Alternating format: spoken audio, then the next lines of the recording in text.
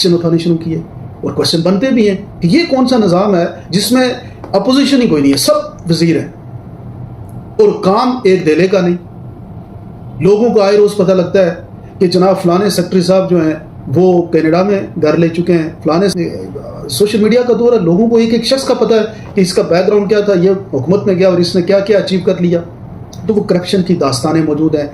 لوگوں کو اے C office میں دھکے, تھانوں میں دھکے, لوگوں کے مسائل جو ہیں وہ نہیں ہیں, لوگوں کو سڑکیں نہیں مل رہی, پانی نہیں مل رہا, اسپتال پہ دوائی نہیں مل رہی. یہ چیزیں تو لوگوں کے پاس ان چیزوں کے لیے انسٹیگیشن موجود تھی, وہ کھڑے ہو گئے اور کوشچن کیے اور یہ ہوا کہ جوائنٹ عوامی ایکشن کمیٹی وجود میں آ گئی. پوری ریاست کے لوگوں نے قیادت اپنے ہاتھ میں لے لی اور کیا خوبصورتلی پورے آزاد کشمیر کے ہر کونے میں جوائنٹ عوامی ایکشن کمیٹی کے کہنے پہ پورا ریاست بند ہو جاتی ہے. ریاست کے سارے بڑے شہر بند ہو جاتے ہیں, مظفر آباد بند, میرپور بند, کوٹلی بند, راولا کوٹ بند, درکوٹ بند, باغ بند. یہ تو بہت بڑی طاقت بن گئی.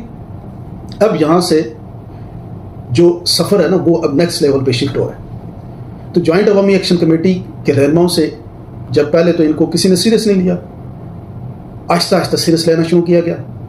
ان کے چھوٹے چھوٹے مسائل جو پہلے انہوں نے احتجاج کیے کسی جگہ پہ, جب انہوں نے گفتگو کی پاکستان کے حوالے سے بھی, کیونکہ لبریشن فرنٹ کے لوگ بھی ان میں شامل ہیں, حق حکمرانی, حق ملکیت انسٹیگیٹ کیا. یہ جو لیڈرشپ, یہ جو ہمارے ایم ایل اے بیٹھے ہوئے ہیں, انہوں نے کہا جی دیکھیں جی یہ پاکستان کے خلاف گفتگو کر رہے ہیں, ہمیں ان کی بات سننی پڑے گی.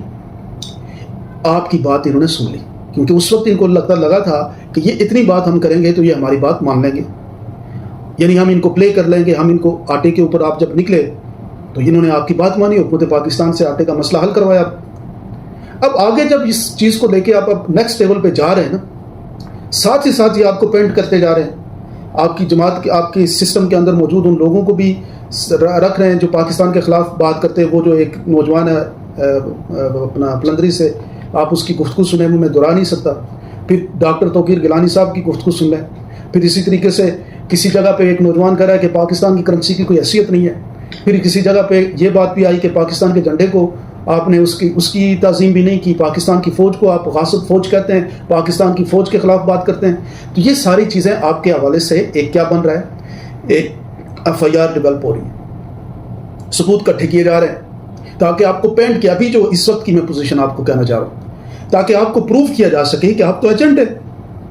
آپ تو مودی کے کہنے پہ, آپ وہ جو راجناتھ سنگھ ہے اس کے کہنے پہ چل رہے ہیں, امت شاہ کے کہنے پہ چل رہے ہیں, ان کے ایجنڈے کے اوپر ہیں.